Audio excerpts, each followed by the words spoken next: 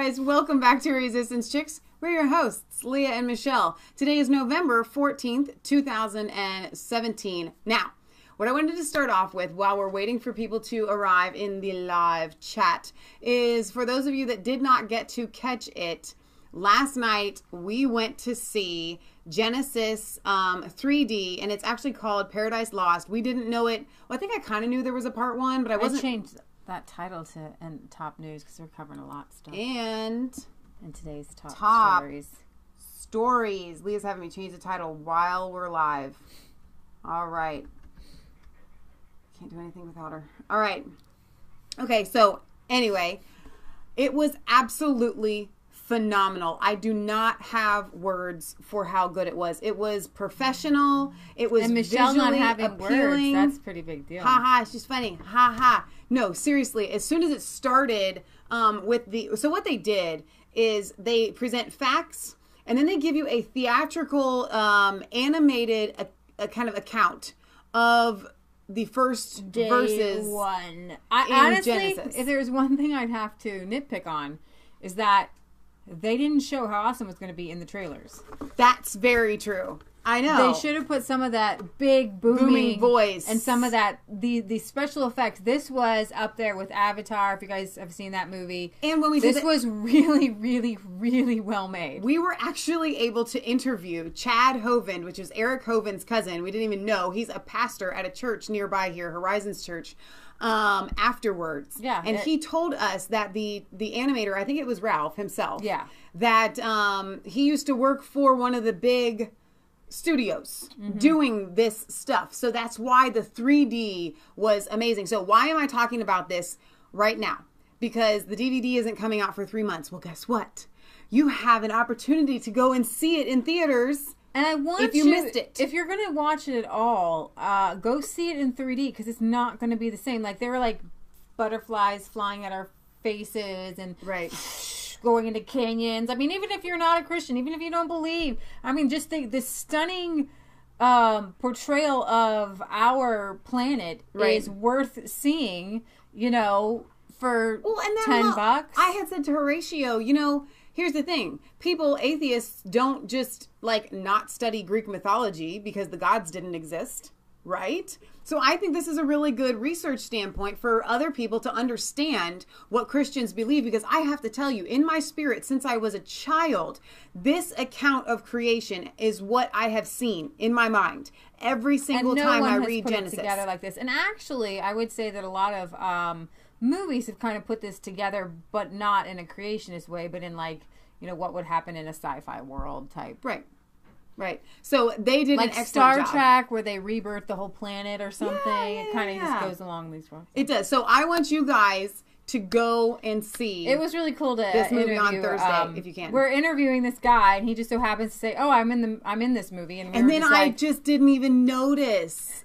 Sorry, Michelle's like, well, where were you? And he's like, kind of at the beginning, but kind of in the middle, kind of in the end. Once he said the one spot that he was at, I was like, oh, yeah, that's right. And then he's, you know, one of the producers, one of our favorite creationists, Eric Hovind's cousin, and then come to find out he's a local pastor of a local church, which is why they were cheering in the auditorium. Yeah, we should have caught on to that one. But anyway, it was so good. I know there were a lot of our viewers that got to see it, and I'm really excited for you guys. But for those of you that didn't, you weren't free, go on Thursday. Now, there were a lot of you. I know Will had said there wasn't a theater close to him. Kelly was able to go. So those are a couple of our moderators. So anyway, I just wanted to give you guys a recap. We did have technical difficulties, not only with my new cell phone that didn't work very well going live. We couldn't get it to turn widescreen. And then our microphone was fuzzy. And then my phone decided to overheat. Brand new cell phone, overheating when we go live. That's an issue. But all right, it doesn't matter. God worked it all out, and I am I'm so thrilled. I'm so thrilled about it. It was this movie. A lot of fun. It was just it was mind blowing, and I do want everyone to go see it. I had tears in my eyes several times, so I cannot push this movie enough. Go on Thursday. All right. So we have a kind of big special announcement that we need to give you guys. Today, the Resistance Chicks would like to wish a very, very happy birthday to one of our viewers. Speaking of Eric's, we have Eric Hovind.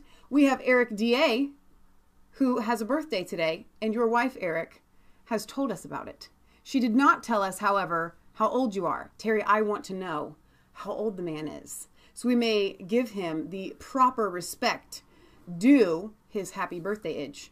So from the Resistance Chicks to Eric, who is a regular viewer, apparently, Terry says, we wish you a very, very happy birthday. Happy birthday. All right, so we are going to go to Nigel. And this time, he did something that we have all been waiting for. What did he do? I just called out George Soros as a George Soros foreign agent. He says, enough of this Russia collusion talk. We have proof that members of the European Parliament are being bought off by a foreign agent. George Soros is like, he's nobody. He's not a president. He can't. Who is he to be able to buy people off and tell Europe what they should do because he's a billionaire? Right. And you know what? Nigel says it better than any of us. Is our volume up? Are we having issues with volume? I just want to make sure I don't very know. loud. Oh, hang on. I didn't think it was on. Wait a minute. On. Wait. Turn it on and turn it up. I don't even know what it's. Hit the buttons. Here we go. That's like 2.5 minutes.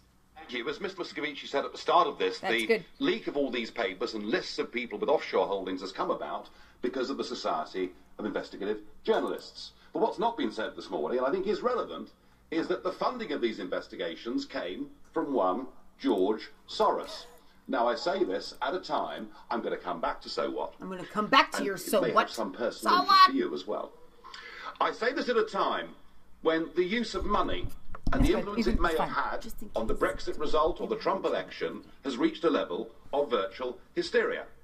Just last week, the Electoral Commission in the UK launched an investigation to find out whether the Leave campaign took offshore money or Russian money. This came about as a result of questions asked in the House of Commons by one Ben Bradshaw, somebody linked to an organisation called Open Society. I just wonder, when we're talking about offshore money, when we're talking about political subversion, when we're talking about collusion, I wonder whether we're looking in the wrong place. And I say that because George Soros recently gave Open Society, his organisation, which of course campaigns for free movement of peoples and supports supranational structures like the European Union, he recently gave it $18 billion. And his influence here and in Brussels is truly extraordinary. Open Society boast that they had 42 meetings last year with the European Commission. They even published a book of reliable friends in the European Parliament. And there are 226 names on that list, including yours, sir. I thought you'd find this interesting. We even had last week Mr. Verhofstadt lobbying on behalf of Mr. Soros at the Conference of Presidents in a battle that is going on with Viktor Orban, the Prime Minister of Hungary. If we're going to have a debate, and we're going to talk about full political and financial transparency, well, let's do it. So I should be writing today to all 226 of you, asking some pretty fair questions. Have you ever received funds, directly or indirectly, from Open Society? How many of their events have you attended? Could you please give us a list of the meetings of all the representatives, including George Soros yourself? And I think this Parliament should now set up a special committee to look into all of this. And I say that because I fear we could be looking at the biggest level of international political collusion in history. Whoa! Drop the mic, Sir Nigel. Thank you, Mr. Farage. Mr. Farage. Mr. Farage. So, you know, I could break that down, but in addition to the George Soros Open Society, we have the EU openly trying to form a European army.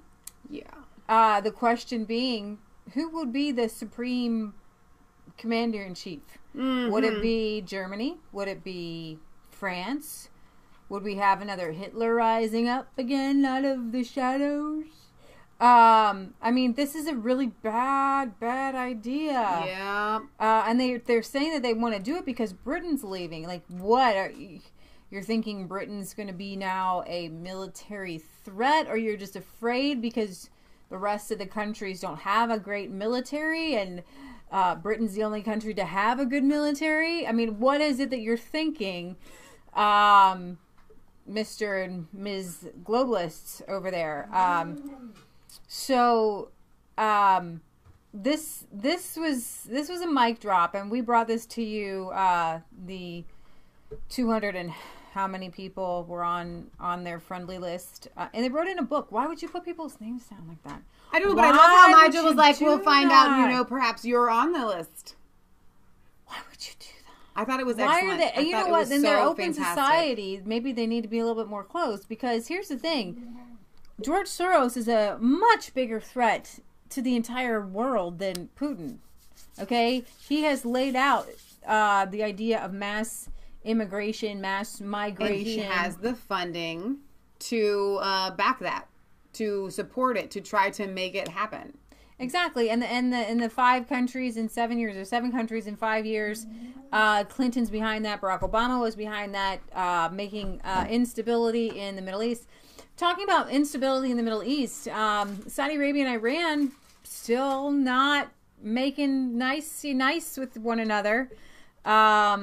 Could they go to war? I think it would be incredibly idiotic and stupid, but you're hearing a lot of anti-Iran talk, which, listen, they are not on my top 10 list. Patriot Gallery was telling me how she, was listening about a woman who was married off at 9 years old, was repeatedly raped. Did you just say a woman that was married off at 9? Well, she's gray-headed now. A woman today who was married off at 9. Wow. In Iran. Wow. And that's a thing. So they're not on my top 10 list, but do I want to see war? Do I want my country involved in a Middle East war? When I see, these are religious wars between the Shiites and the Sunnis and the Wahhabists and all these crazies. But speaking about Islam and Muslim, how about we go to something that is kind of funny to me? Well, before you move on, moving on yet. No, I had a little thought on this. Nigel, I often wonder why Nigel doesn't call out George Soros. Okay, because he's linked to the open society, the globalists, and all of that, and you don't really ever hear Nigel call it out. We're in kind of some rocky times right now with Brexit. Okay, now they have just passed or whatever, given it so that Parliament can now vote on the Brexit deal, the different, they can't stop it, but they can vote on the different Brexit doings. And so I think that Nigel is taking off the gloves. I see him like a boxer, you know what I mean? And somebody needs to do however they do those animated memes, you know what I mean? Of Nigel just throwing off the gloves, all right? The gloves are coming off. I'm calling out who is responsible for this. I'm calling you all out for being in on it. You know what I'm saying? So it's kind of an exciting time for me to see Nigel, get in this fight like no holds barred, I think, at this point. So that was my little. We're still in the UK. We're not going anywhere.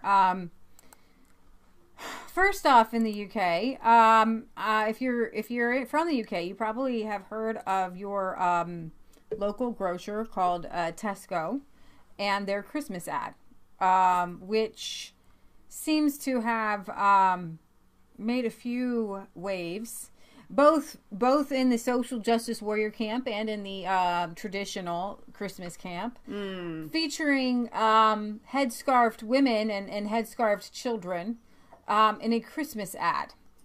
Wondering, now I did a little research, and while some have recently come out with op-ed saying, yes, Muslims celebrate Christmas. I was reading one from Huffington Post in 2015, which said, no, we don't celebrate Christmas, but we might get together with our extended family who are Christians at Christmas. But I want to just play for you the ad and see what you think. Hear what you think. I'll give you my thoughts. Just to point out, in the very beginning, you might see a semi-traditional UK family, and then you will see 2 gay dads, Sikh, and Muslims, which is all-inclusive. What's the dinner? Have a guess. Watch out, lady. Oh. take the giblets out. So, white family, brown family, gay family. White family. Has everyone got a drink? Have you been based in it, Caroline? Yes, I have. Are you sure? The small kitchen was cracking me up there. That's what it should look like. Will you just get out of my kitchen, all of you? Snow is falling all around me. Children play, having fun. Lots of headscarf people. For love and understanding. Merry Christmas. You got some ketchup? No. Merry Christmas. Dad, can I take a sandwich? Oh, go on then. However you do Christmas, we've got a turkey for you. Everyone's welcome at Tesco. So,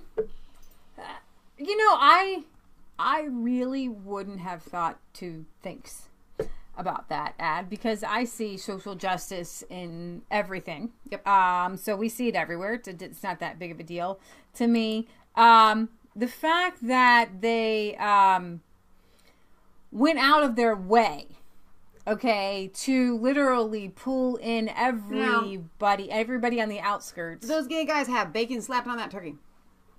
Well, I'm hoping they don't invite the Muslims to that one. Because that was my thinking. You got to be careful about that. So can Muslims be in a commercial with bacon? I don't know, but somebody pointed out that there's no dogs. But there's bacon. There is bacon. Yeah, I haven't seen bacon wrapped turkeys, but that's a thing. So actually, here's the thing. As a Christian, I want everybody to celebrate Christmas. I want the Indian Sikhs to celebrate Christmas. I want the Muslims to celebrate Christmas. Because Christ is in the word there, and my initials are at the end. MAS. Christ, and then Michelle Ann Spencer. And so I want everyone celebrating Christmas. I want gay couples celebrating Christmas.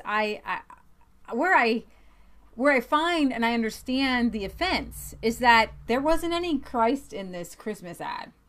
So the inclusion was everyone but Christians. There was no crosses. There were no nativities in this Christmas ad. Right. No Jesus, no little baby, no Mary, no little nativity scene. So it's not so much the inclusion. It's the exclusion that really came and hit home with, I think, most people. Where are the Christians in your Christmas ad? Now, I'm not to say that these other families are not Christians, but you don't see anything, representing in this ad that's you see a lot of Tesco signs, you see some holiday cards, you see a lot of turkey, and I did have to crack up at the small homage here in everyone around the tiny little table. Yeah. And that was cute to me.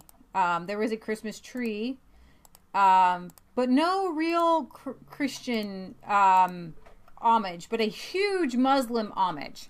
Now, when you have Ramadan fasting commercials, which is kind of be difficult. I don't know what you're going to buy during your fasting time. Or is there a feasting time in Islam? Forgive me. You're going to buy bottled water. If there's a feasting time, I would like to see crosses predominantly displayed in the most prominent Muslim celebratory holiday, because the headscarf is a religious symbol. Right. So when you have a Muslim religious symbol inside a Christmas ad, it's kind of a little bit odd. And I understand I want to have everybody involved, but it's a little odd. It's okay to say this is a little odd. This is a religious symbol. They wear it for their God. So it's cool that they can celebrate Christmas and stuff like that. I don't know that they do. I mean, they're awfully decorated. I don't know. Any of our UK viewers, I know it's late. But do your friends celebrate Christmas? Do they put up trees? Your Islamic friends, do they do turkeys and Christmas trees and presents and stuff like that? I've read contradictory articles about this. So one of our Polish viewers says, yes, Muslims make the best Christmas dishes ever. Okay. This commercial company would be burned down in Poland. So. There's that from Arson. So yeah, I mean, just to dogs' lives matter. Yes, they do. Yes, they do. Easy breezy. Here for us at Christmas, we do a ham. So Tesco, I don't know about the UK, whether you guys do hams for different holidays, but we do a big old ham. We do turkey for Thanksgiving. Now, I say we as in my family. Other families do turkeys for Christmas all the time. I'm just wondering, you know, they had to go with the turkey if they wanted to put the Muslims in there, you know. Yeah, it would seem so. So, anyways, I wanted to bring that to you. And while we're on... Kate says, this did not celebrate Christmas. They were only trying to sell their turkeys. As they said, however you celebrate it, it is about turkey, not Christ and traditions. Thank you, Kate. And their Brussels sprouts. Because if you go to their page, Tesco Christmas, they're like trying to sell their Brussels sprouts and their carrots and their turkeys. Will says, I'm serving a ham at my house with a hijab Barbie. Trying to see if there was another one from anybody. Let's see. Britt Baza says, everyone here celebrates Christmas. Okay. Very good. All right. Maybe we can rent an MRAP and drive it through Dearborn, Michigan at Christmas. Thank you, Mark. That's an excellent idea. If you value your life, don't take Mark's advice. I wouldn't. So Zero Hedge decided to bring this video up, which I hadn't seen, that came out in June, of Theresa May and her Brexiting. For our UK viewers, we will play this again on Sunday. Yes, we will. I'm sorry that we missed it, but it's rather short and piffy and funny to me. And so here we go. Make sure it gets big. Who goes there?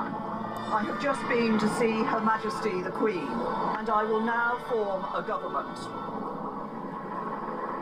Pull the other one. I have plans. The government should call a general election. Do your worst. Let us remove the risk of uncertainty and instability. Strengthen my hand when I negotiate for Britain in Europe. Britain simply will not get the right Brexit deal if we have the drift and division of a hung parliament. Cut that out! Cut that out! I had wanted to achieve a larger majority. But you can't expect to wield supreme executive power. We're the party that won most seats and most votes. Well, I didn't vote for you. What are you doing now? What I'm doing now is actually getting on with the immediate job. I'll be meeting with my cabinet tomorrow. On Tuesday, I will be going to France for meetings with President Macron. It's about building a new, deep and special partnership with our European friends and neighbours.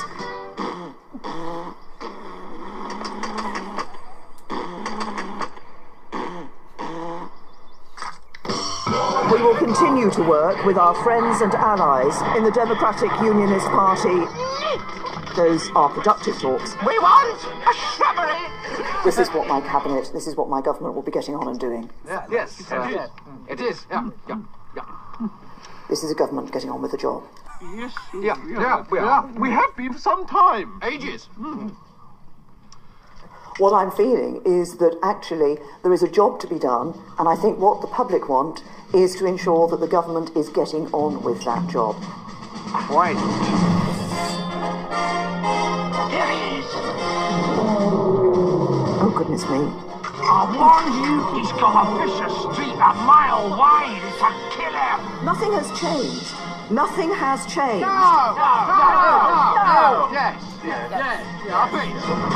Oh, she is a bad person. I have to confess, when me and my friends sort of used to run through the fields of wheat. Stop it! Oh, she's wicked. Bad news. Oh my gosh, stop it. Whoever made that should be, I don't even know, knighted, I think, for sure. So, Brexit summed up. What's interesting is that I like this quote from the Zero Hedge article, where it says that there are two main British political parties, Tories and Labour, which fight each other whenever and wherever they can. Moreover, each party has several camps that fight each other even more, if at all possible. The George W. friendly Tony Blair orchestra in the Labour Party seems to have lost out to the actually left-wing Jeremy Corbynites for now, but they won't give up without without a fight. Power is their only hobby. Blair is still commenting from the sidelines on Corbyn's perceived follies, while his faithful lament how their tone was misled by 43 into bombing Iraq. Tories have gone full Monty Python. John Calise et al. Must feel at least a pang of jealousy. 40 Tory MPs have allegedly gathered to demand for Theresa May to quit. They've also asked, Boris Johnson to... Of course, yeah. Because told Boris Johnson he had to step down. And it goes on to talk about how Theresa May was totally against Brexit, and then she is so power hungry that she jumped on a chance of defending what she doesn't believe in. So I want to bring that to you. I'm not obviously making fun of UK politics in a mean-spirited way. It's lighthearted. But we could do the same thing in the United States. Sure. And please, people, make these things because we have to laugh. Please make them. Yes. Then the world will just be over. Will says, Labour is a good name for them because they act like they are having a baby every time they present an issue. Wow. That's true. But Labour is actually a bad name for them because they want everyone to work for them. Exactly. Boom, boom, ching. All right, so I'm going to move in my little clips here. So on to some more serious business. Jeff Sessions was grilled today on Capitol Hill, and what has come out of it is a bit of a mesh mouth, is what I'm going to call it. Jeff Sessions has the backbone of a jellyfish. And when confronted by Representative Jim Jordan, hey, we see some improprieties happening here with the Uranium One and Clinton cash and all this stuff. You want to investigate? And Jeff Sessions kind of like bites him back like a dog would, saying, well, you just watch it. And if you're now just considering, what's it going to take to get a special counsel? We know that former FBI Director James Comey misled the American people in the summer of 2016 when he called the Clinton investigation a matter. It's obviously an investigation. We know FBI Director Comey was drafting an exoneration letter before the investigation was complete. We know Loretta Lynch, one day before the Benghazi report came out, 5 days before Secretary Clinton was scheduled to be interviewed by the FBI, met with former President Bill Clinton on a tarmac in Phoenix. We know after that meeting, when she was corresponding with public relations people at the Justice Department, she was using the name Elizabeth Carlisle. As I've said before, it seems to me if you're just talking golf and grandkids, you can probably use your real name. We know that Mr. Comey publicized the investigation, and we know he made the final decision on whether to prosecute or not. And then when he gets fired, he leaks a government document through a friend to the New York Times, and what was his goal? To create momentum for a special counsel, and of course it can't just be any special counsel. It's got to be Bob Mueller, his best friend, his predecessor, his mentor. The same Bob Mueller who was involved, we've now learned, in this whole investigation with the informant regarding Russian businesses wanting to do business in the uranium business here in the United States regarding the Uranium One deal. So I guess my main question is, what's it going to take, if all that, not to mention the dossier information, what's it going to take to actually get a special counsel? It will take a factual basis that meets the standards of the appointment of a special counsel. Is that analysis going on right now? Well, it's in the manual Department of Justice about what's required. We've only had two.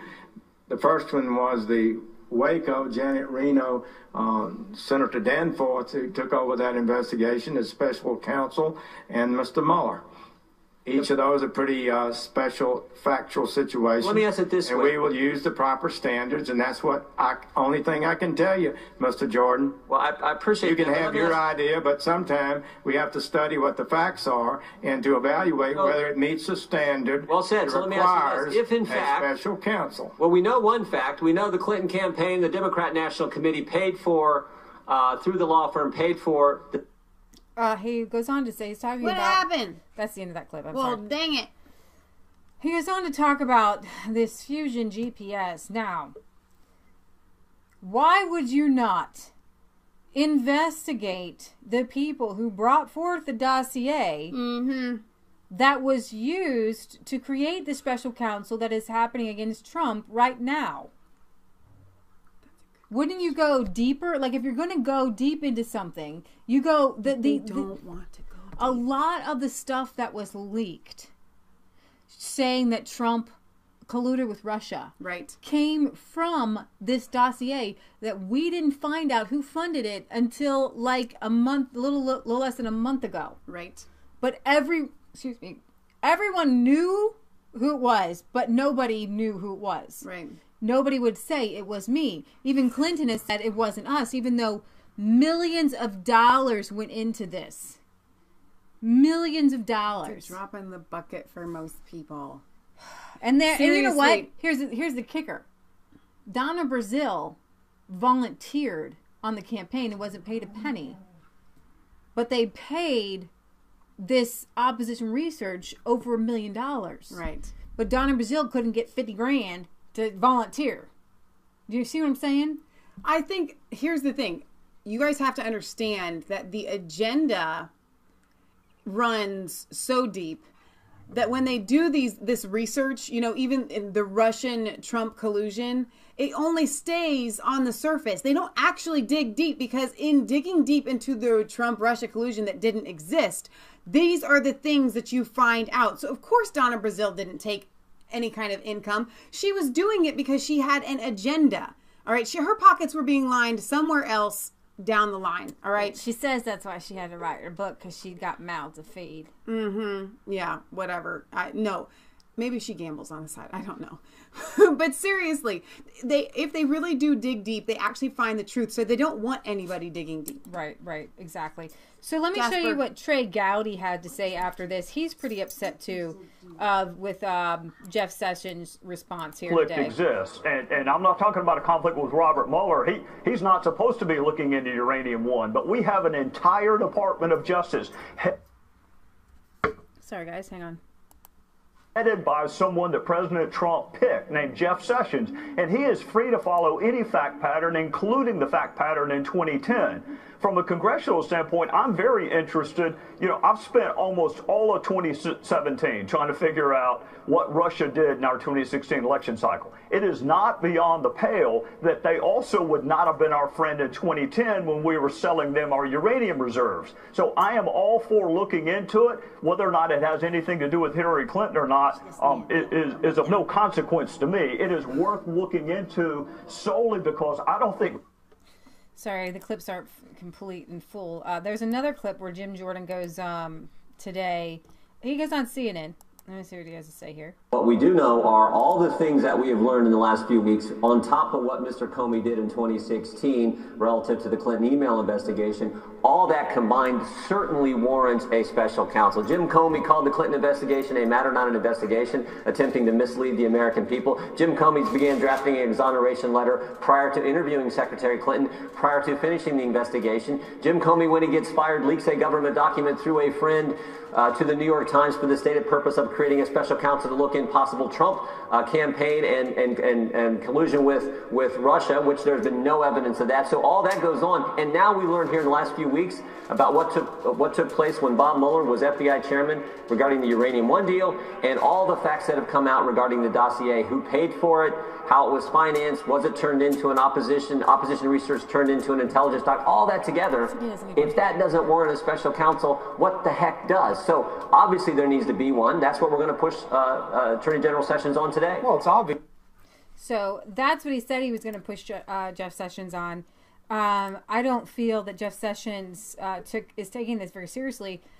And look at this 666 shares. I am looking at Jeff Sessions and I'm thinking, this dude is a wolf in sheep's clothing. Yeah, and I don't have a problem. He is a bad dude. This is one thing I want you guys to feel confident in. Rest assured, here at Resistance Chicks, when it came to Nikki Haley, the first video that we ever shared of her, we loved her. We thought she was amazing. We could only give you our gut reaction of what she was doing at that moment. What she was doing at that moment led us to believe that her character was a certain caliber. We have since found out that it is not. She's more of a globalist.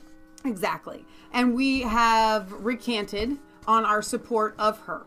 The same thing goes for Jeff Sessions. There were a lot of things that he was doing in the beginning that really spoke volumes about the kinds of things that we thought he was going to do. And so we were behind him in that. Most of these people are relatively new on the playing field as far as popularity. We don't know much about them, and all of a sudden they spring up, and we're supposed to know their character from whatever. So I know you're probably going to get to this at some point, but I want to link this to the Roy Moore thing. My gut says right now that Roy Moore is innocent. He is a good man. All right.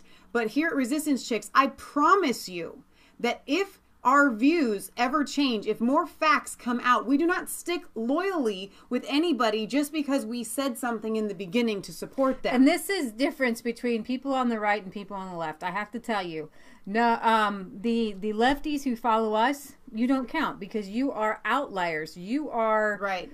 You're different. You've turned your back on like the Clintons. You can sit down and have conversations. You are what we would call classical liberals, real people who think we, as I shared something on my Facebook, a guy came out whose family is on the left and he is decidedly on the right, but they can sit down, they can have conversations. An example, his dad believes in super gun control because he wants to stop deaths. He believes in the Second Amendment, the guy I'm talking about on my Facebook page I shared, Resistance Chicks. But anyways, he believes in the Second Amendment. Now they can sit down and have loving conversations because they have a relationship, they love each other, and they know that all their goals are the same. Right. But when it comes to things like Black Lives Matter, our goals aren't the same because my goal is that prejudice stops and that people come together from all races. However, when you have people coming on Tucker Carlson, this New York Times op-ed writer, saying, let me get the quote right because it's pretty...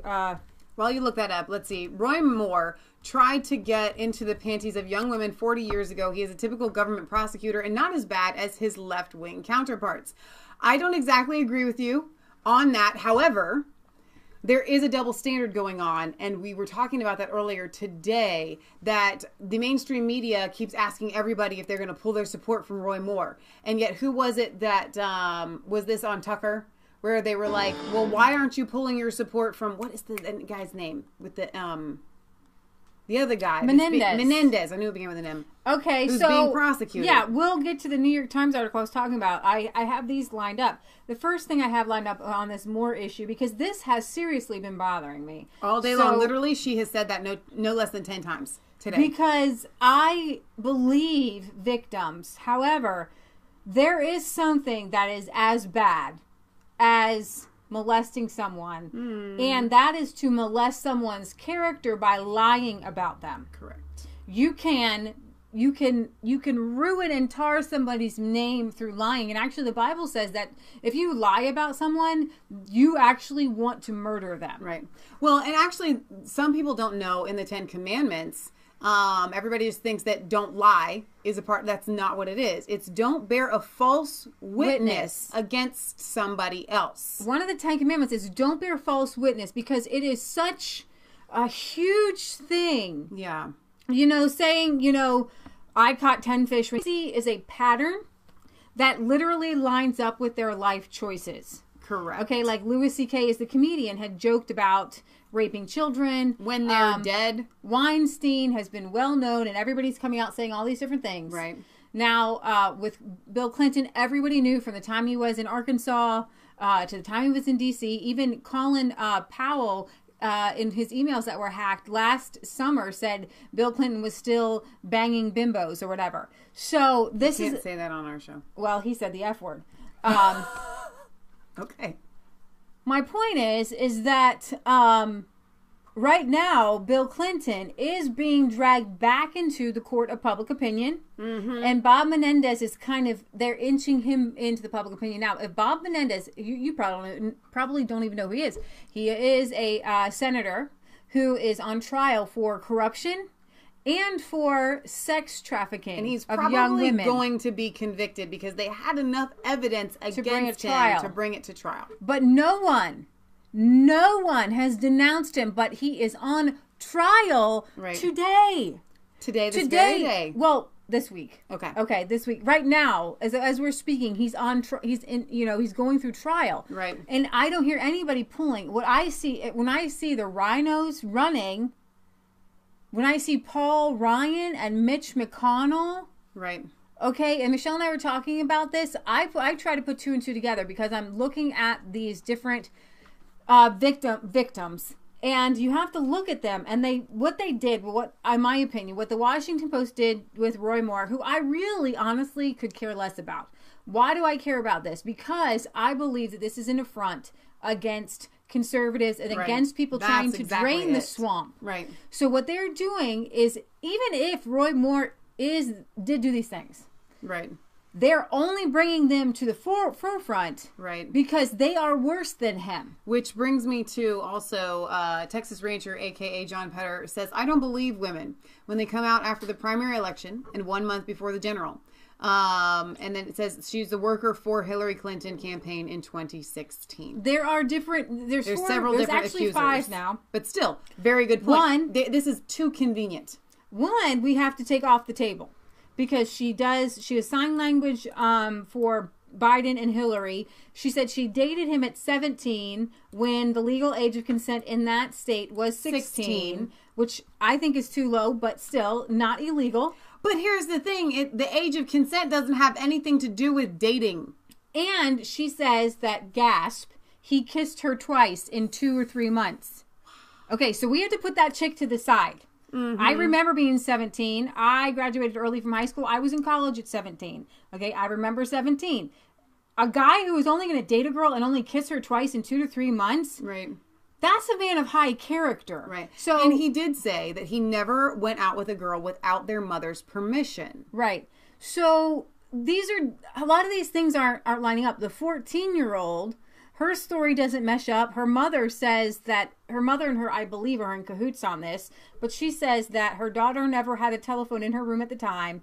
And the woman's story said that he called her up and she gave him her telephone number to her room. Now, listen, if you can't remember whether you had a telephone in your room, right, then you can't be trusted to remember other details. And I agree 100% with that. But I was very leery of bringing this to you and our opinions because I don't want it to sound like we're only siding with Roy Moore, right, because he's Roy Moore. You know, when these kind of allegations come out, you really do need to take them seriously. But somehow this is hitting me in the gut because I feel like inside that this is a satanic attack against a righteous man of God. I agree. And the latest accuser is out with this chick. I think I might have closed her out. One of those famous feminist lawyers, mm-hmm, and she says that this woman called her Roy Moore's latest accuser, and I'm looking at her picture and I'm looking at her face. I have been around a lot of nasty old women because we took care of my grandma, mm-hmm, and so we were around a lot of older women who were nasty, who would lie at the drop of a hat. Not all women, not all grandma, but she worked down at the American Legion Auxiliary, and those women would get her hair done at the hair salon. I'm just telling you, and those women were rough. And so, the latest accuser says that she was 16. He signed her yearbook, and she got in the car. She was waiting for her boyfriend, but her boyfriend was late, and Roy Moore tried to get her to do an oral thing on him. Now, this doesn't line up with the other accuser who said he dated her for 2 or 3 months and kissed her twice. Right. This doesn't line up with a pattern. Right. Okay. And so what I would be curious is to find out is because apparently Roy Moore was kind of a ladies' man. He liked to go out and take girls out. There's nothing wrong with that. That's not how we live our lives. It's not how we, caution younger people to live their lives. Right. However, I believe he was just taking these girls out because he'd like to go out. Now, that being said,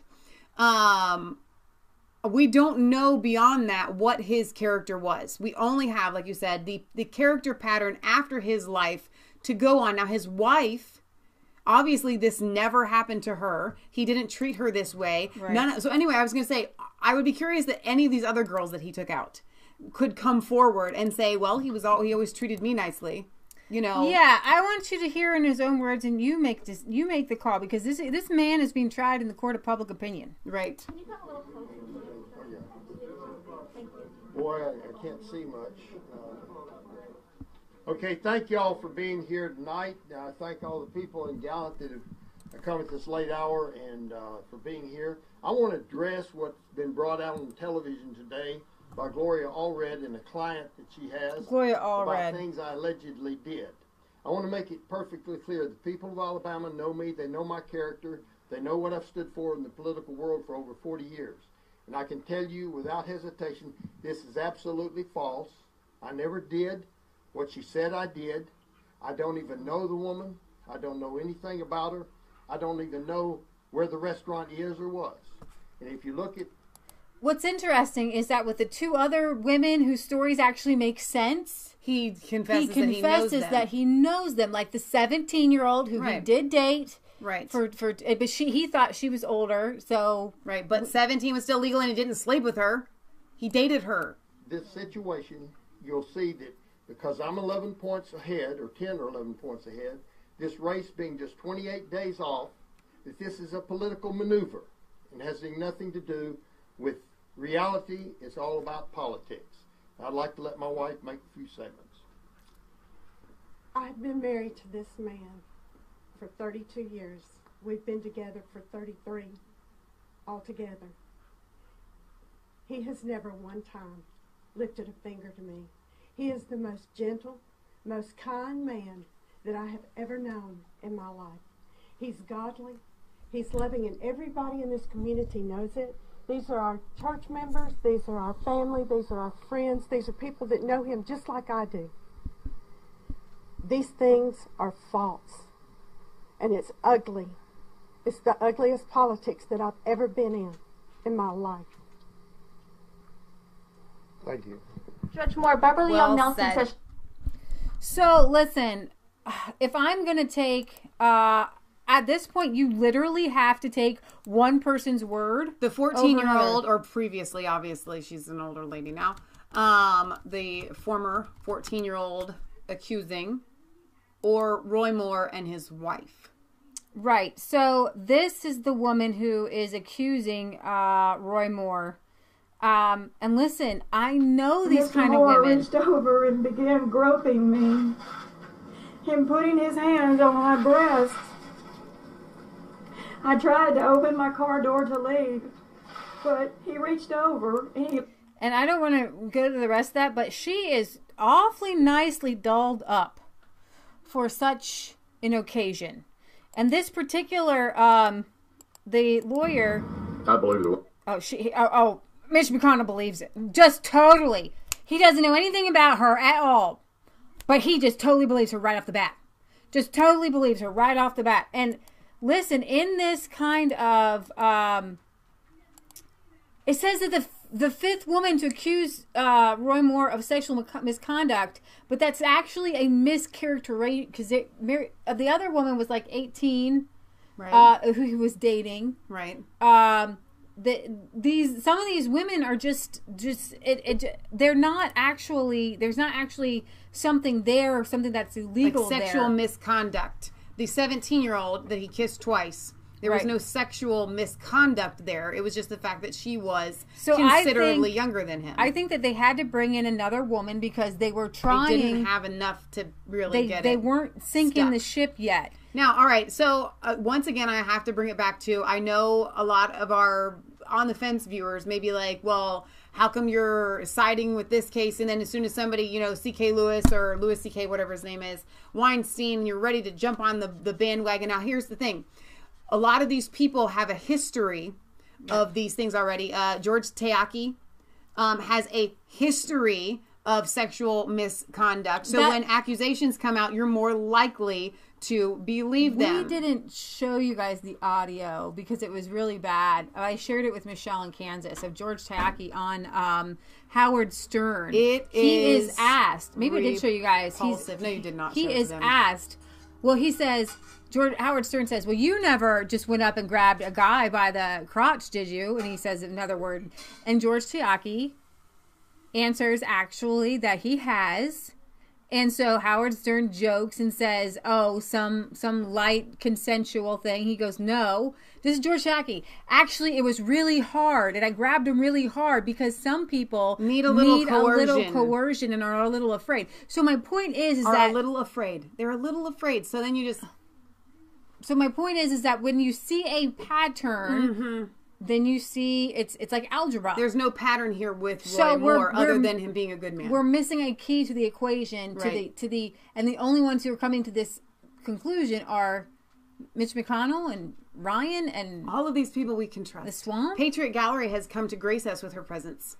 Well, it's just I heard this man yesterday. He's about the same age as Roy Moore, and he was saying he was in the military and he fought for America.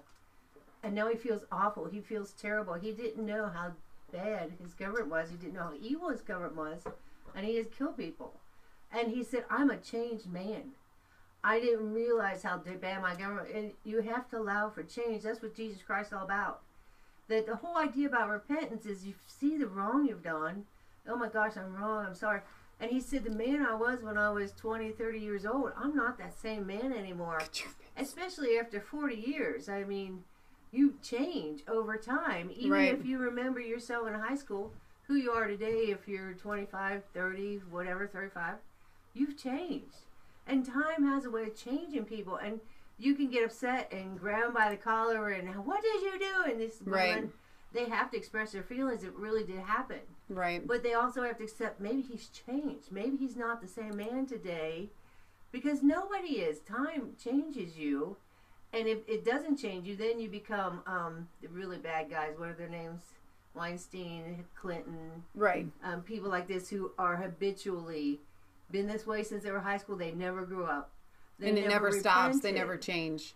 Whereas you can see the repentance on Roy Moore. So you can't go accuse him of something because God doesn't accuse him of anything. If you can't keep your pants on, for just your wife anyway, in the highest office in our country... then you are still the same person that you were when you were a teenager and a child, all right? So Bill Clinton was unable to do that in the most sacred of offices. Oh, and I want to say one thing. Something these lawyers got going on here, because I saw Hannity trying to give the same message I just said. It's about repentance. And if he did, and he doesn't even remember it, so that means he's repented. God doesn't remember it. He doesn't remember it. You know, as far as the east is from the west, so are your sins removed from you. Right. And so Hanny was trying to say, we can't judge this guy guilty. Every single lawyer came against him. Now you're saying Judge Jeanine said something. Jeanine. Well, lawyers got this thing about if they don't go with the victims, then they'll come back on them later. Right. So I think that's why all the lawyers are going with the victims. Hillary Clinton never seems to go with the victims. Right. So Juanita Broderick says, New York Times opinion. It's a political correct thing to do today. I believe, Juanita, hell has definitely frozen over. Now, if Roy Moore did something illegal, that's it. You know what I mean? Seriously. Yeah. If he did something illegal, that's it. But I can name 100 people off the top of my head that should never hold office if this is what we're holding them to. So somebody did come out in the Atlantic, Bill Clinton, A Reckoning. Feminists saved the 42nd president of the United States in the 1990s. They were on the wrong side of history. Is it finally time to make things right? Now, Jake Tapper even said, in his idiotic way, you know, we did, the media let Bill Clinton go in the 90s. No, the media has been letting Bill Clinton go. The fact that Hillary was allowed to run. What if it was Roy Moore's wife, right, that was running? Right. And he was accused of what Bill Clinton was accused of rapists by women, of raping people. Right. Full on raping people. And I can't remember her name, but his primary, that one that was his girlfriend for a really long time, or his mistress, I should say, when Hillary met Bill at that time. Anyway, she has been telling her story for years, and it's always the same story. It does not change. She's a very sincere person. I believe her. Kate points out, and somebody else had sent it to me as well, that the Bombard body language interpretation is that the lady that's accusing Roy Moore, the one we just showed, is being deceptive and lying, and that Roy Moore is telling the truth, just based on body language alone. Okay, here's the thing. If Roy Moore, he either forgets that he has done it or he's telling the truth. Because, like, he is not lying. Right. Like, in his brain, he might have, I don't know if he shut it out or not, which would be bad. But he is not lying. He doesn't, I mean, Bill Clinton, he's lying through his teeth all the time. But this whole hashtag Me Too and everybody, liberals are supposed to be on the side of women, but Gloria Steinem actually penned an entire thing in 1998 New York Times op-ed, which says feminists in the Clinton question exonerating Clinton and throwing Kathleen Wiley, I think is the name you're trying to come up with. Then there's Paula Jones, Juanita Broadwick. And she says, even if all the allegations were true, Bill Clinton was a candidate for sex addiction therapy, but not for anything beyond that.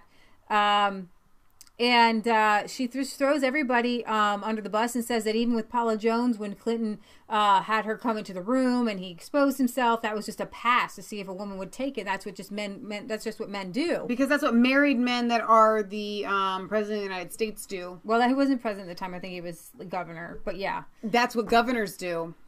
Right. I'm sorry, I'm still stuck on. That's Monica. not sexual harassment. No, actually, that's not a normal progression of a pass. A pass is, hey, can I have your phone number, not taking your pants off. That's not a pass, okay? That's, okay, so anyways, Gloria Steinem... If someone does that to me, I'm calling the cops. Well, yeah, because it's crazy. So we have a 311. Yeah. So media forced to acknowledge Bill Clinton's alleged sex crimes, and if there is one thing that's coming out of this Roy Moore thing, that's good news. Is that Bill Clinton is being dragged back into the spotlight where he needs to be because he was never tried in the court of public opinion. Juanita Broadwick, I was 38 years old when Bill Clinton of Arkansas, Attorney General, raped me and Hillary tried to silence me. I'm now 73. It never goes away. And nobody believes her. Nobody on the left takes her seriously. And she's not the only one to come forward with these allegations. And Trump had all 4 of these women in the front row of one of the debates that he did with Hillary. So Wiley accused Clinton of making advances on her and groping her in the Oval Office, the same place where Clinton instructed Monica Lewinsky to do his thing. And everybody, I can't believe people who are like, yeah, but it was consensual. He instructed her to do these things as president of the United States. Okay, this is not a consensual relationship. He didn't ask her out. They didn't have dinner. This is not a thing. People don't get this whole thing. But anyway, and then there was Paula Jones. So anyways, I wanted to bring this up and throw this out there. And then I wanted to bring up creepy Joe Biden because God love him. No, I don't think God does. Okay, God loves everyone, but here's the thing. That man is the gropiest. We're going to get to it. Hang on. Yeah, he will. We're going to just show you a video. Donald Trump Jr. tweeted this article out today. Well done, Don Jr. But this was former Joe Biden's Secret Service agent. We had to protect women from him. This is Weinstein level stuff.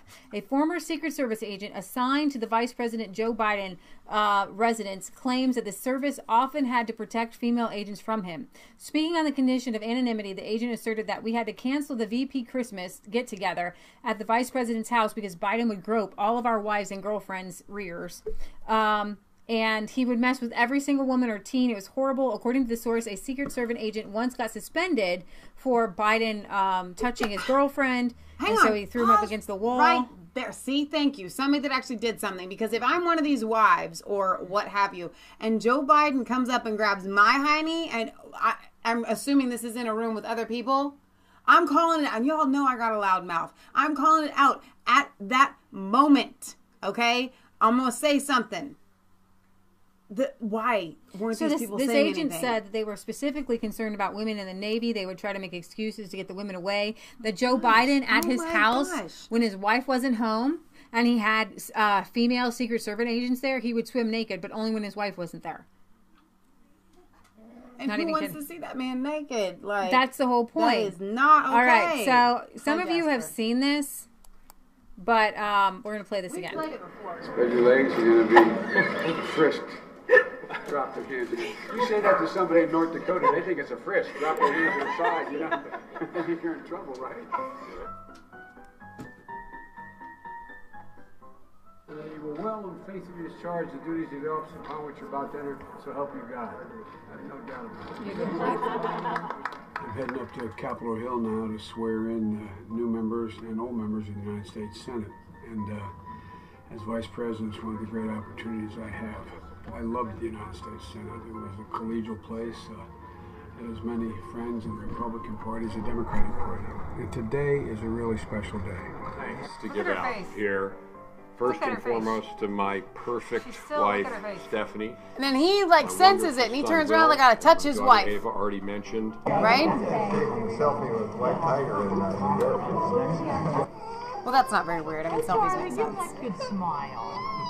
Mayor, I need a hug, kid. Come on. I need a hug. God love you. It's your reputation. You can tell she's a little bit tense. Remember, no serious guys under 30. That's it. What I like most is getting to see their children and their parents, particularly their moms and dads. When I reenact the swearing in the old Senate chamber, where their whole families are able to be there and stand with them as I reenact the swearing in. It's a moment of real joy.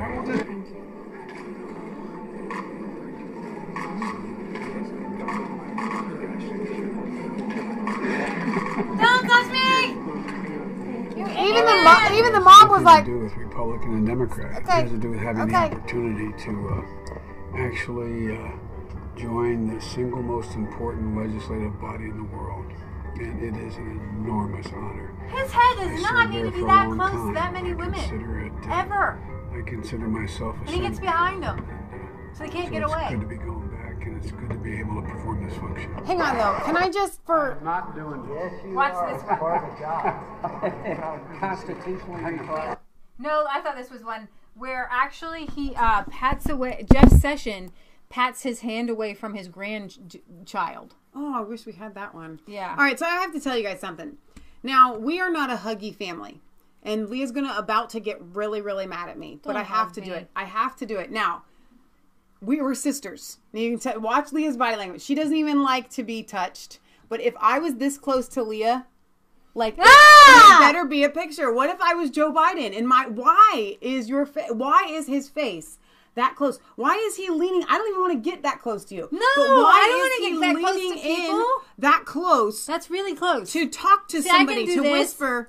Smile, but then he he's like in your face, like let me whisper in your ear. It's just weird, dude. It's like there's a bubble. There's a bubble around your head. It's given to you by God, and when somebody gets in that bubble, you go like that, and that's what all those people were like. Why are you in my head bubble? That's my head bubble. Why are you so close to me, man? Leah has a whole body bubble. This right here is even probably difficult for her. She does well. Don't touch her. Don't pull things out of her pocket or put them into her pocket. Just don't do it. Please don't. All right, something serious I want to get to. We have to get serious. There's been a shooting. Now, it's not a school shooting. It started out domestically. And then I think there were 5 different killing at least crime scenes. 5. This happened at a school. It finished at a school today. In Rancho Tehama. That evolved to multiple victims and multiple shots at the school, the elementary school. At least 3 people are dead and several students are injured after a shooting at a California elementary school. The suspected gunman has reportedly been shot and killed by authorities. Authorities say reports of multiple gunshots began coming in around 8 a.m. Pacific time near Rancho Tehama Elementary School. The school has been cleared and several students have been medically evacuated. The suspected shooter reportedly began firing shots inside or near a home before moving to the school. According to authorities, there are more than 100 law enforcement officers on the ground, investigating at least 5 scenes. Stay with Pix 11 News for continued coverage. Wow. So there's not, I tried to find some updates on this. Like details. Who was it? Yeah. How did it start out domestically? So this article says 3, I believe it's up to 5 have died, including the shooter. One witness reported that 2 kids were shot, and another witness reported hearing up to 100 shots fired near the Ranchero Tehama Elementary School near Corning, California. Fiera was dropping his daughter off for kindergarten when he heard a gunshot, and a school secretary told the children that someone was shooting at the school and ordered them to enter classrooms. Fiera reported that one student was shot in the chest and the foot when bullets entered a classroom window. Another child was shot under the arm. Both students remained conscious. The parent reported the presence of 2 gunmen, one of whom he saw and identified as a man in his 30s and 40s wearing green camouflage apparel. Wow. ABC reported that the attack claimed 3 lives, one of which belonged to the shooter. So why was one of them wearing camo apparel? I mean, I guess you can wear it as just clothing, but it sounds like it was a whole get up from that description. Yeah, so if we have some new updates on that, then we'll bring them to you. But so far, I couldn't find anything new on that shooting. No motive. No, they don't even know who the guy is, the shooter. I couldn't find anything. So I want to bring you an update on Rand Paul. Rand Paul's attack was not about a landscaping, as everybody was saying. Kentucky Senator Rand Paul spoke out Monday for the first time since being attacked by his neighbor 10 days ago. He said there's no justification for the attack. He said his neighbor, Renee Boucher, attacked Paul from behind while he was mowing his lawn. And Boucher said the attack was over a trivial matter. Mm-hmm. From my perspective, I'm not really too concerned about what someone's motive is, Paul told the Washington Examiner. I'm just concerned that I was attacked from the back and somebody broke 6 of my ribs and gave me a damaged lung, where at least for now I have trouble speaking and breathing, and now I'm hurt for 10 days. So now you had said, you read somewhere that his neighbors said that there have been no issues with Rand Paul and his property and his compost pile and whatever else he's doing. No, he says, like this one guy has been on, it says my family has lived there for 6 years, and all the years I've been on the board, we have never had any complaints at all about anything from them or against the Pauls. I pass by their house every day as my family lives diagonally across the street from them. When we see Rand out riding his bike, or Kelly, or out walking in the beautiful neighborhood we live in, we have always waved or even stopped. They have always waved and stopped to say hello. Other neighbors offered similar accounts. Meaning they were saying it almost has to be political because this has never happened before. There should be federal charges, and actually this should be attempted murder because he came from behind, he broke 6 ribs, damaged his lung, could have killed this man. This was attempted homicide. Yeah.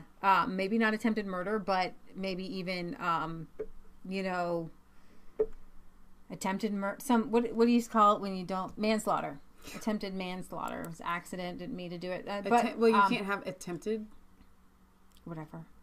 Today, I am announcing my intention to amend the Senate tax bill to repeal the individual mandate and provide bigger tax cuts for middle-income taxpayers. The mandate repeal is a promise we all made, and we should keep it. It also allows an additional $300 billion in tax cuts. We don't talk too much about what's going on in their tax cuts and the tax bill that's going through right now. I do, however, talk about the individual mandate because it is unconstitutional, and if they get rid of that, that is fantastic. But when they're shifting money from one side of the table to the other side of the table, it's all still on the table. It's no big deal to me. Taxes, they're just playing with numbers at this point. Let's see. A couple more things on Jeff Sessions. Hang on, though. I know.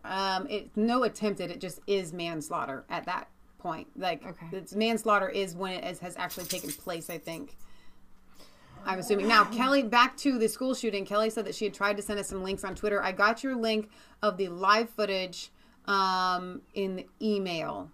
But other than that, I didn't. Sorry, Kelly. I might not have checked all of my notifications there on Twitter today. It's amazing that we have as much news as we do because Leah's back has been out for the past couple of days. Standing today.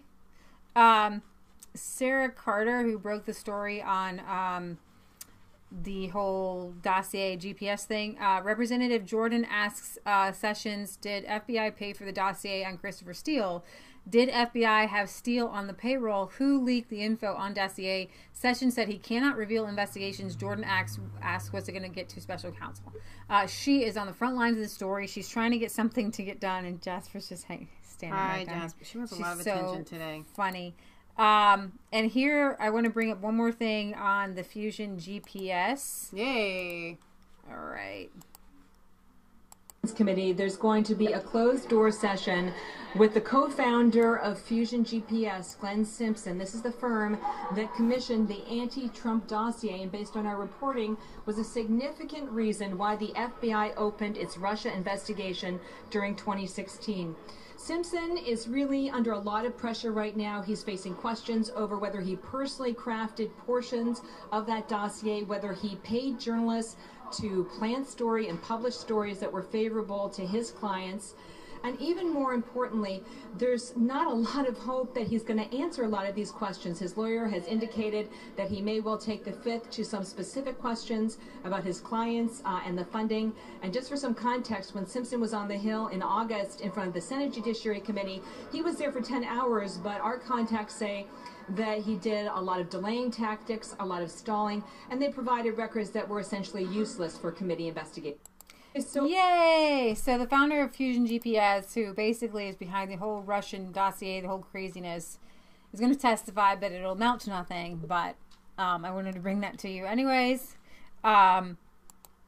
because it needs to, something's got to do something. So we're going to go to two stories in France and kind of round off our coverage tonight in France. With Emmanuel Macron. Macron faces first revolt after 100 party members resign over arrogant, undemocratic ways. Go figure, right?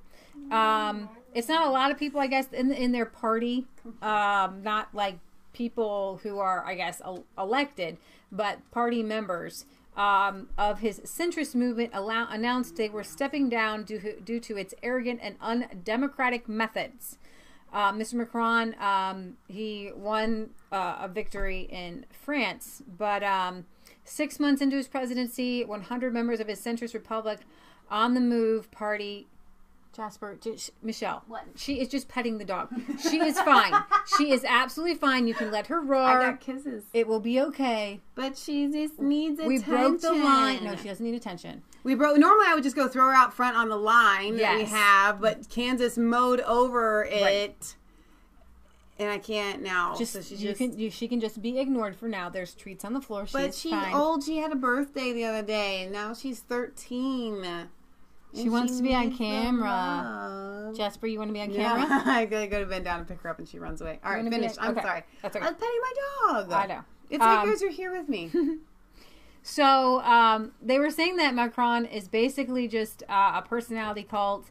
He does not operate in any sort of diplomatic or democratic way, and so people are leaving his party. And how about it? That's. I don't think it's very surprising. Emmanuel Macron's dog urinates in the fireplace. I didn't know this was part of this article. Is that a real thing?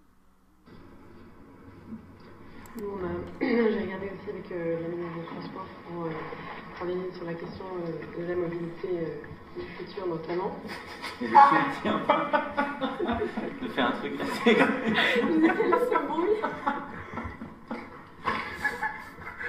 That dog is not potty trained. Either that or he's used to Macron marking his territory everywhere. Wow. Chez mon chien, comportement totalement inhabituel.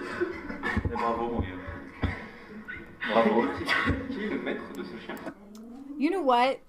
At that point, you don't just sit there. Somebody has to come and clean that up. You can't just let dog pee on the fireplace. That's a pretty fancy fireplace for the dog to be peeing on, by the way. Gosh. Okay, so my last story here in France is over here. Yeah. So, just making sure.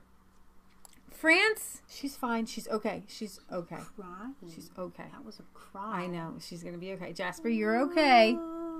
That's what she just did. I know. This is what real tears are about.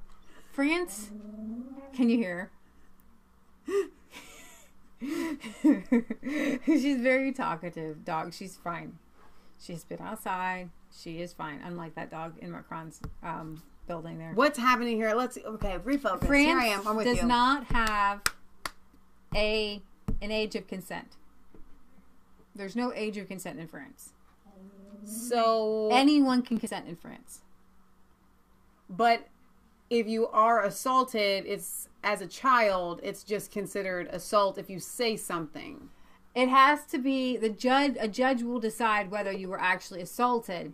And in France, people are really upset because 2 cases, 11-year-olds have been raped. And both men have been acquitted because they said that the 11-year-olds consented. Now, one 11-year-old, she didn't know anything about sex. She didn't know anything about kissing. But this man in his 30s led her away. And because she didn't fight or scream because she was so confused, he got off. and people are really, really upset. And so France, they're arguing about what the age of consent is, and some people are saying it should be like 13. Some people are saying it should be 15 or 16. I gotta tell you, and I'm sorry for our French viewers, but here in America, the French are, I mean, you guys are just very perverted. That's it. That's all I have to say. If you can think that an 11-year-old can consent, the French are perverted. Most 11-year-olds, they haven't even developed sexually. They are prepubescent. Right. And unfortunately, this one 11-year-old did become pregnant. No! Yeah. Is considering introducing a law which will fix the age of consent at 13 years old. It's unhealthy. It follows to the get acquittal pregnant. of a man who was charged with raping an 11-year-old girl. With more in the story, let's go to Paris now and join RT Charlotte Dubinsky, who has been following developments to this. Hi, Charlotte. What has sparked the proposal to change the law? Give us some background to this.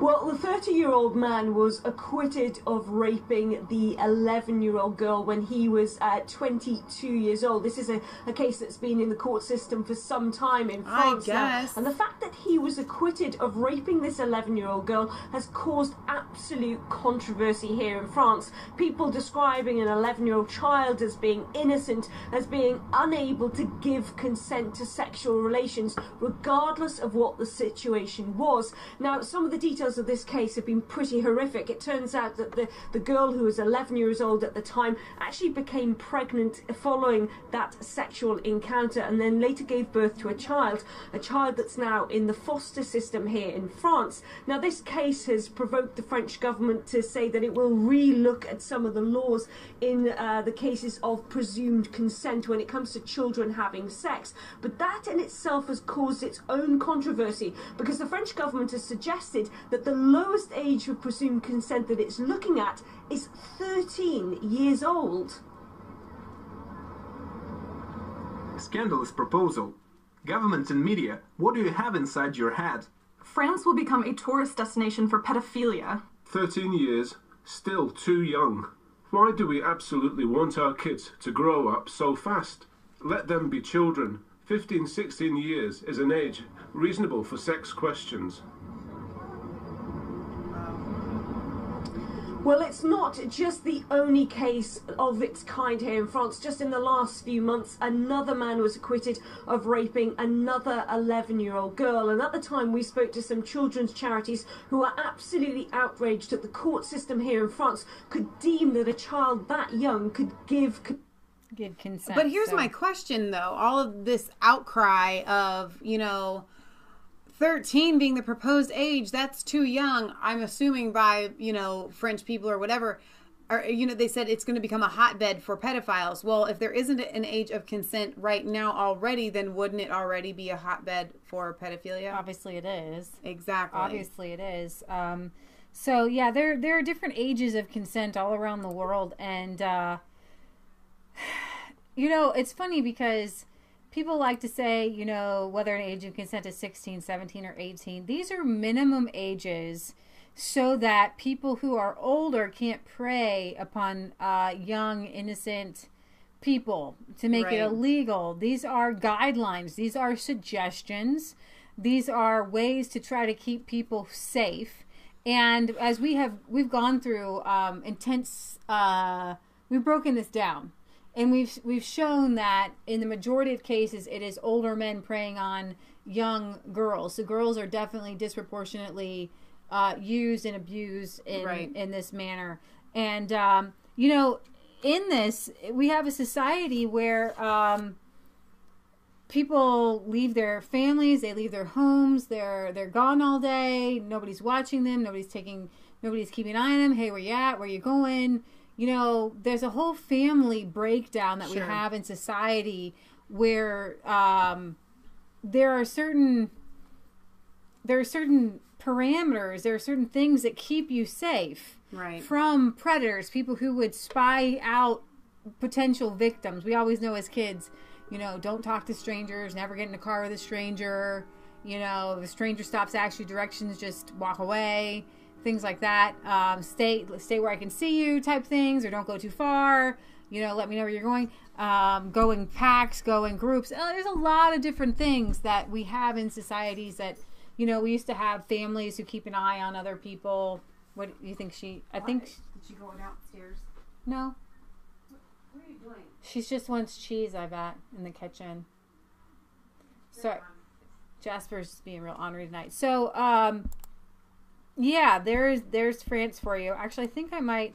Nope. Well, I had this weird look on my face while we were talking about this, because I was just kind of, and I hate to be the person that gets too gruesome and graphic and stuff like that, but any man, 22 or otherwise, realizes that the actual act of being with, however you want to call it, I call it rape, an 11-year-old girl, whether she knows it or not, she doesn't know that when that act actually happens, the pain that is going to ensue, all right, it's not going to be pleasurable for the 11-year-old. This was not a mutual love thing. He knows that he is about to injure and damage this small child. Right. Her body is physically not able, okay, to do this act. Right? And so as a man, he knows that he is about to hurt this child physically, if not mentally and emotionally. Right? And so that's where you have to realize this is equal, I love you, you love me relationship. And I think that's what it comes down to. Is just throw away ages for a second. Right. Are there two people who are mutually caring about each other? Are they on the same wavelength? Are they on the same level? Do they care about each other? Other than that, you have a predator and prey. Right. And so, there you go. Anyways. Yeah. So, Donna Terry says that she would be going to jail, meaning for harming the perpetrator. So, I guess I could sum up one more thing. Millie Weaver went to a, I can't even look at that picture, actually. I saw that earlier. This is a little boy. When she shared it. This is a little boy. And Millie Weaver went to this drag queen expo thing where they had little children. And I wonder if her video is up here where she covered it. Millie, where'd you... Way far. She didn't cover it on her own page. It's probably on her Facebook page. Oh, that's not the video right there. That wasn't the video. Was there a video attached to that? Well, I think that it had an InfoWars thing on it. Was it just a screenshot? You can't click on it? Yeah, this is it. I can't. I will not. I'm not even going to watch. Y'all people can watch, whatever. It's actually really bad dancing. If it was actually decent, it might not be so bad. Millie Weaver reporting for Infowars.com. So, here's what's going down today. The Austin International Drag Festival. So you have all these headliners. You have Poo Poo Platter, May See Some Cocks, Eaton Johnson. I mean, I'll let you figure that one out on your own. And then E. So I came across E, and that's one of the headliners. And that looks like a boy 11 dressed as a woman in drag. We've even recently seen Lactatia, the 8-year-old boy whose parents allow him to dress in drag so he can be paraded around. His mom does that. Does his wig. I'm gonna find out who's lactating today. Lactating? I am a lactator, honey. Drag is an all ages thing. Drag should be an all ages thing, and some people consider it provocative. It's not inappropriate. And it's not something that parents should be afraid of if their kids do, so that the liberals can thus promote children should be encouraged to transition to whatever sexuality they want, even though we're finding out that there are complications associated, such as the hormones causing the boys to have penises that are stunted. There's definitely been a lot of complications in terms of the bottom surgery because I've been on the hormone blockers and basically I haven't had a lot of development. So we're, debating if I have enough material to work with. It's all this weird stuff. You're finding kids then decide later on, actually, I don't want to transition, and then they have to go through a whole reversal process. It's just a freaking disaster. We've also seen public libraries holding drag storytelling time. Drag Queen Story Hour is fantastic because it addresses all of these issues of gender fluidity. Where children are brought to the library to then have a drag queen read them a story, thus normalizing and promoting this drag culture to young children. There aren't a lot of kid drag queens. They're considered inappropriate. They don't even dance right. They're very good. Like child porn. Right. But do they really need to be being paraded around and given this knowledge into a taboo fetish-like culture sexual. At such a young age? That's a sexual that seems like a topic 8-year-old. for kids that are much older. We're talking teenagers and even young adults, not for young school children. And when you start reading throughout their event festival page, it says several times that all ages are welcome. It's an all ages Of course, event. because they want the children to prey on. Drag festival. People coming can buy hotel rooms. It's in a hotel. How easy would that be to engage in prostitution? I was kind of waiting for a pet parade to happen in the back. Like all these pets are adoptable. We're gonna have a queens go down there. All these queens are for adoption. But also the fact that you have kids going to this. So we're going to go undercover. I'm going to gear up and dress up as Rainbow Snatch. And I'm about to go to the 2017 Austin International Drag Festival. I love this when is she obviously does mature Rainbow content, and if mature adults want to engage in this behavior and in these activities, that's their right. Wow. But when you start dragging kids into this type of culture, taboo activity. The kids are giving money. Oh no, don't hug. Don't hug. You're young and spry. Live. Ladies and gentlemen, this is what your children will be wearing in the future. Yes, this is amazing. I brought my ring too. I just left it in my other pants. That's as racy as I'm gonna go. Racy as I'm kidding. I'm totally gonna go racier than that.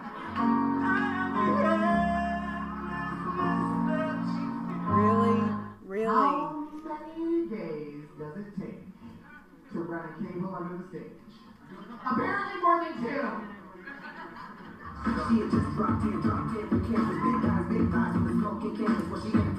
This is for children. So we're going to get to the end. Thank you. It reminds me of when you see those creepy toddler and tiaras performances. By the way, that's just as creepy. Beauty queens, and it already seems like the children are being sexually exploited. But now you have young little boys dressed in drag performing on stage in front of a bunch of adults, most of them men. Okay, there were a lot of like regular looking men that love to flirt with the drag queens and throw dollars at them and wink at them and throw kisses at them. No, that's they creepy. essentially look like Johns, if you ask me. But they're dancing around in front of these men for this taboo fetish. Children. You've got little kids. Look at the children. Children are going to be like. Culture. You know, if you're an adult, and I have like no face. I know my face is probably the worst face ever. I just children alone and let them develop their sexuality on their own in their own time, and not be forcing these weird taboo fetishes on them. Yay, bring the positive. Mom always says, turn it around, Michelle. Okay, well, positively, Millie got in there to expose it. You spin my head right round. That's as positive as I can get. I think we may have lost everyone. I don't know. I'm just kidding. I mean, that was awful. That was really, really, really awful. Picture gallery is hard to get through. But thank you, Millie, who was absolutely beautiful without makeup on. I love that she did that in the beginning. Yes, Patriot Gallery. I just charge Texas to go arrest every single one of them for child sexual abuse. Yeah. Texas, go arrest those people for child sexual abuse right now. Patriot Gallery's That's fired filthy. up. It's dirty. It's awful. It's for XXX places downtown somewhere. You hide it. I know when my mama gets a little bit angry and that she's there. She's reached it. She's reached that. When we were kids, our mom never yelled at us. She just had to kind of be disappointed in us, and we were really crushed. So she just, her levels don't get that high. That's pretty high. All right. What else do you, I mean, this is. No, that's kind of it. Somebody, sent me, forgive me. I can't remember exactly who sent me links. Tim Pool was, warning people that there are AI algorithms out there, using 5-finger family, to sexually exploit children, and they play children's rhymes to really bad scenes. And I don't even want to bring those ones up. No, there's a lot of urinate, and it's like a lot of the same scenes where like Mickey Mouse is peeing in one side of the fountain and somebody else is drinking it, and there's many of those. And so these AI, artificial intelligence, is taking over. What these computers are actually doing is they're taking top words that get lots of views and ad revenue, and they put them together, like the Five Finger Family, Donald Trump, something, and then you'll get ad revenue, and they're just kind of putting things together, like little famous people, and that's how they're getting hits, and they're getting ad revenue. And so what's happening is a parent might give their toddler an iPad to play one song, and then the next song plays, and it sounds like a nursery rhyme, but it's sexually explicit and abusive material. A lot of Elsa's stuff is that way. Oh, wow. Yeah, that makes sense. That makes absolute sense. So, really, your kids have to stay away from the internet. All right, so before we go, I'm going to try to open this up and hope it doesn't have, but Billy had sent us an update on the Tehama County shooting, and I'm hoping it doesn't have a video that just automatically plays, so that I can see if there is any extra news. Somebody had said, can you please sing a good, strong hymn at the end? We're going to do a cleansing. What can wash away all this dirtiness? Yes. All right, so the latest from Tehama County, 5 confirmed dead in a bizarre shooting rampage. Here's what we know from the 4 p.m. press conference.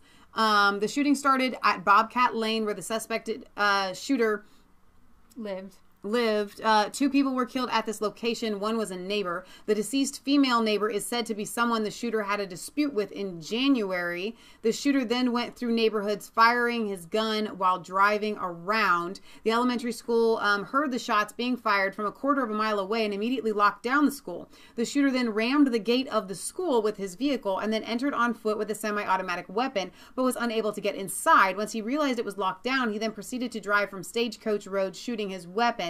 Officers began chasing his vehicle, then rammed him off the road and began to exchange gunfire with him. This led to the death of the shooter. This does not add up. No, it does not. Why would you go and shoot up a school? Why would you randomly shoot your neighbor and then I'm not done shooting, so I need to keep shooting? And how did the kids get shot if they were in lockdown? Even with the windows, you should be like ducking below the windows. I'm a little bit confused. Yeah, I'm confused too. About that. So, now, I have to do a repeat of what I started out with, because I found out later that one of our viewers had not arrived yet when we did a birthday wish. Now, Eric, you have a lovely wife, Eric D.A., and your lovely wife, Terry, says that you watch us regularly. Thank you for being a part of the Resistance Chicks family. But she also has told on you and said that today is your birthday. So, we wished you a happy birthday at the beginning of the live stream. However, you had not arrived yet. So, Leah and I want to wish you a very happy birthday from the Resistance Chicks. And thank you for being such a loyal and wonderful viewer. So, thank you for being with us. Terry, thank you for... I love that. If y'all have any other birthdays you want us to drop in, please feel free to send them. All the wives or husbands of people that watch us and you want to tell on their birthdays, please do. I would love to give a shout out. The easiest way to get a hold of Michelle is through the Gmail, which is massfaith33@gmail.com. I check that regularly throughout the day. The Facebook messages, I only get to a couple of times a day. I'm not sure how often you get to Twitter. And the YouTube actual message system is something that we don't get to but every 4 or 5 days. Okay, all right, so now Lisa Mesmer, I know she's not here tonight, but I'm hoping she'll watch this afterwards. She sent me a birthday card. She says, Michelle, I hope that your birthday is as wonderful and blessed as you are, and your sister and your mom. Love always, Lisa Mesmer. This was my little Chinese crested Dylan. I had to put him down last year just after he turned, I think it's 16. She actually drew this. I want to make sure that I've got it. Oh yeah, you can totally see that. Lisa, that is amazing. That is absolutely adorable. You should sell these like little cards of Dylan. So, happy birthday to Eric. Thank you, Lisa, for this card. Do we have anything else that we need to do for wrapping up business? No, please like, comment, and subscribe to Mass Faith 3 and Resistance Strips. Ring the bell for notifications. Find us on Facebook. Follow us on Twitter. It's not just a conspiracy theory if it's the truth. P.O. Box 107, Milford, Ohio 45150. And Michelle has a book from our Amish friend? No? Yeah. So, hopefully this will help. I know that Eric had given us a book of hymns, but also my Amish friend Tashina sent this to me just today for my birthday. 365 days of hymns. So how about this? Have we done that one in a while? No. A Blessed Assurance. Fanny Crosby wrote more than 8,000 hymns and used more than 200 pen names. Under contract to a music publisher, she wrote 3 new hymns each week during much of her adult life. The fact that she was blind didn't diminish her productivity. She was formulative. She would formulate an entire song in her mind and then dictate it to a friend or a secretary. So Eric is in the chat. Eric Mathis, you're very welcome. I'm so glad that you're here for your birthday. I was hoping you would be able to comment in the chat. All right, you start off. Blessed assurance, Jesus is mine. Oh, what a foretaste of glory divine. Heir of salvation, purchase of God, born of his Spirit, washed in his blood. This is my story, this is my song, praising my Savior all the day long.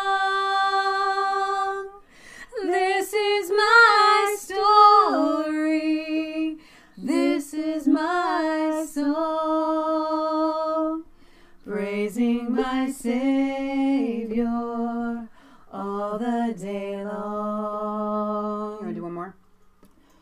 Perfect submission,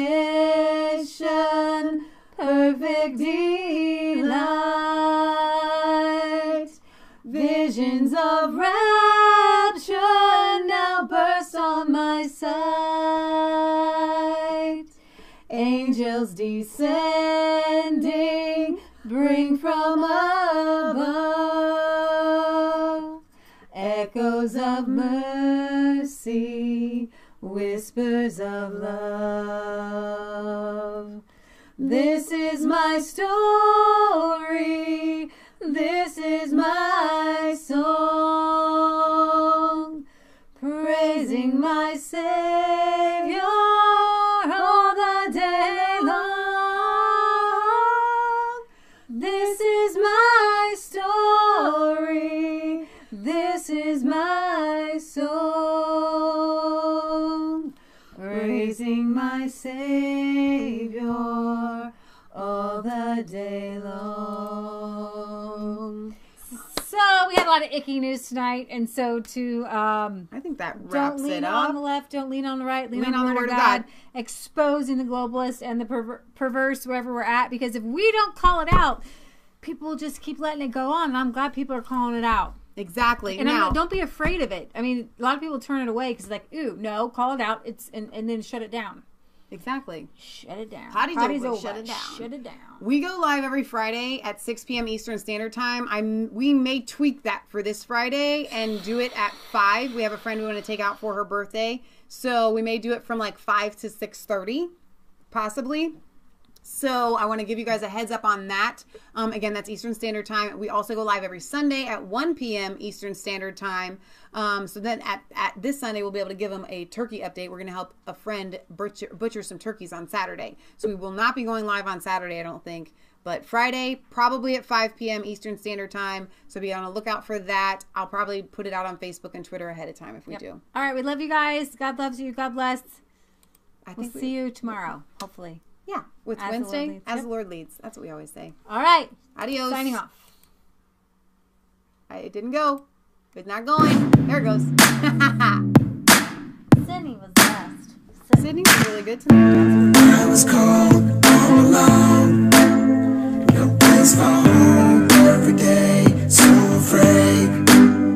But you called my name. Turned my eyes to the lies. Oh my gosh. You say I spoil the dogs. Sydney was so good.